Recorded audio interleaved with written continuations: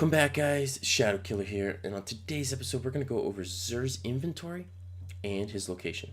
You can find him on the European Dead Zone, and if you want to spawn in at Winding Cove right here and hop on your Sparrow and we'll go find him.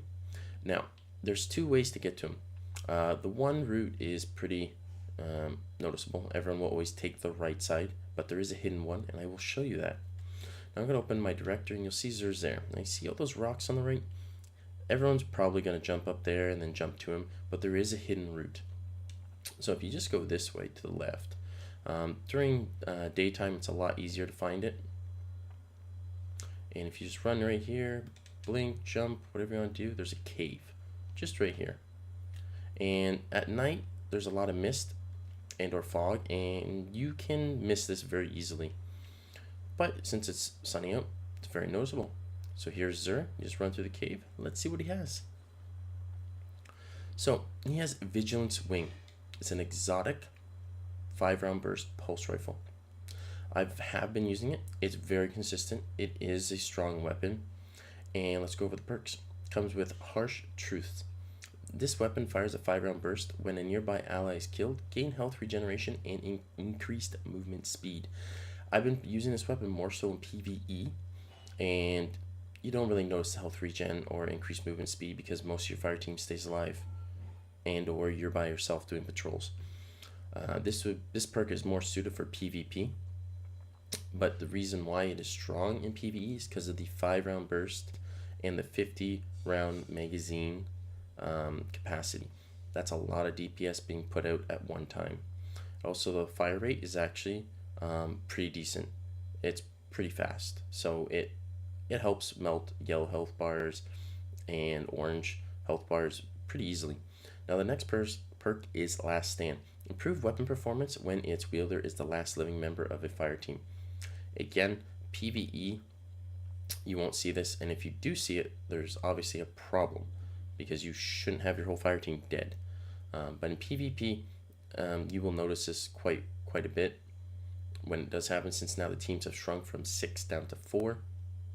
But this is a strong, I would say, sectional control weapon. Like if you're aiming down a hallway and you want to block someone from coming through, the sustained fire rate is just immense, and if anyone walks into it, they're dead.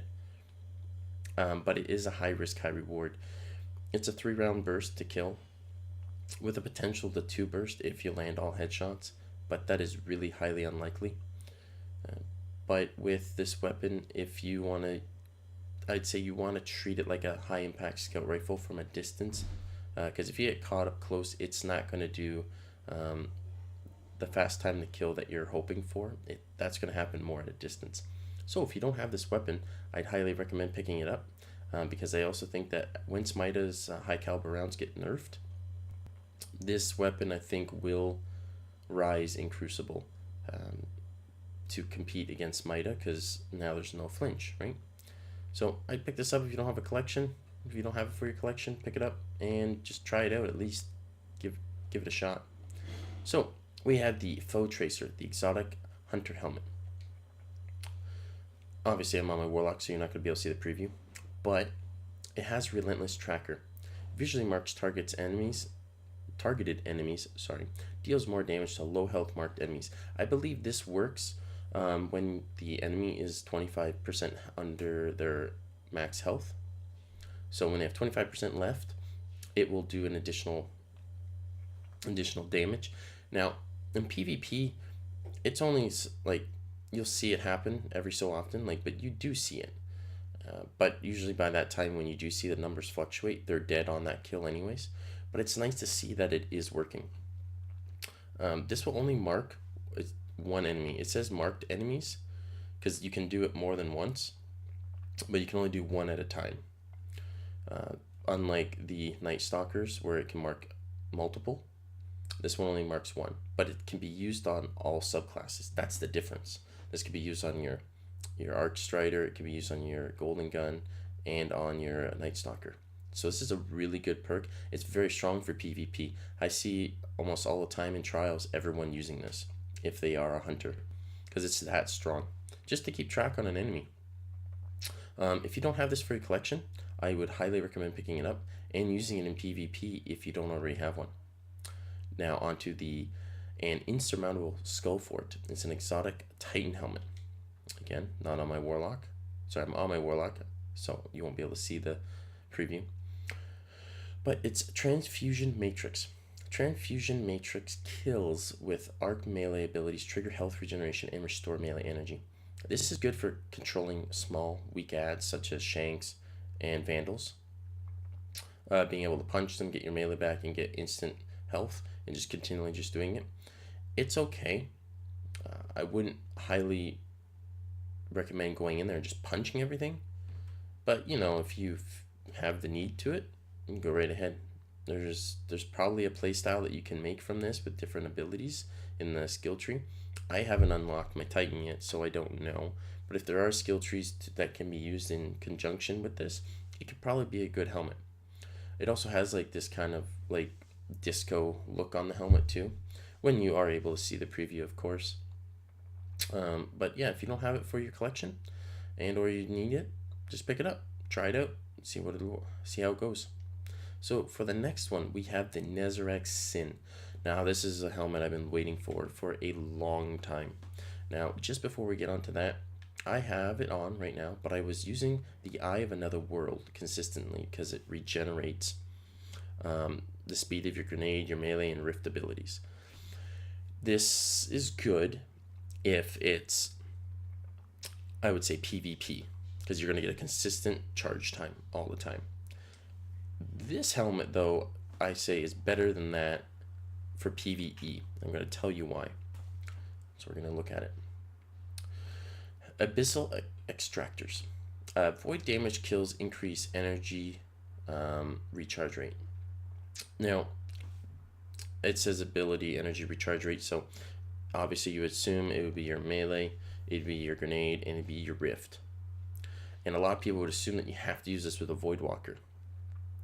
Using with a Void Walker helps, but you don't have to. I'm going to explain why. This ability also procs on energy weapon kills and power weapon kills if they're void. So you can constantly have it up.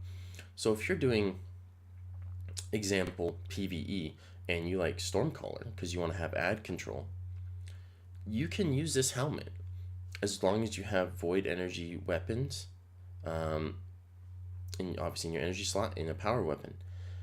And it gives you quite a significant amount. I think it's like a 2.5 second charge. And the other thing that it doesn't state when it says the ability energy recharge rate is that it also recharges your super at the same time.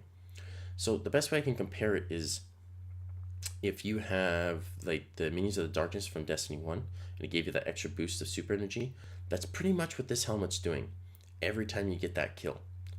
And that's fantastic. That extra charge rate is way better than the other helmet for PvE. PvP, it's going to be a little bit different because PvP, you have to get the kills, obviously, but you're not going to have those abilities. So that's where I would say Void Walker in PvP, I say is a must, because then you have your Nova Bomb, you have your grenades, you have your melee, and you have your Rift. That can help you in that situation. In PvE, you could still use Void Walker, but if you don't want that, you can just use void weapons and get the same effect. It's such a great helmet. Like, I'm hoping to try this out in the raid soon, and I think it's going to be really strong. Constantly getting your super up all the time, it's just going to be, I think it's going to be awesome. And same thing with your melee and your grenade abilities. They're going to charge up. Same thing with the Rift. Like, the other helmet cuts down on the time, but if you're constantly proccing this, I think this, from what I can tell, if you had it both side by side to the other helmet, I think if you're constantly killing stuff, this helmet will recharge all your stuff twice as fast. Because of just trying it out so far. It seems like I get my stuff almost about twice as fast as what I normally would do with the other helmet. So I'd highly recommend picking up this helmet and trying it out. But that's going to be it for the video, guys. Hit the like button. Leave a comment down below. I want to hear your thoughts and your opinions. And subscribe if you're new to the channel. And for more Destiny 2 content. Take it easy, Guardians. Shadow out.